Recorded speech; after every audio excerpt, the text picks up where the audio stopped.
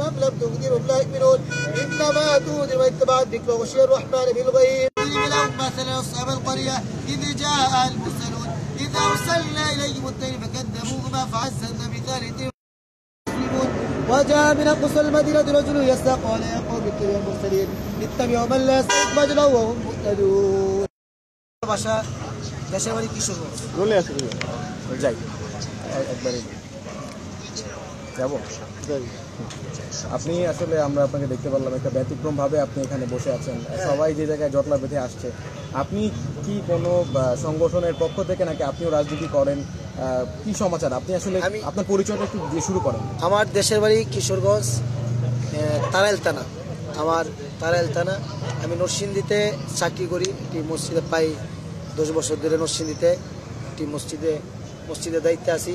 নরসিংদী সদর আলোকবাড়ি ইউনিয়ন খুদাদিলা গ্রামে একটি মসজিদের দায়িত্বে আছি।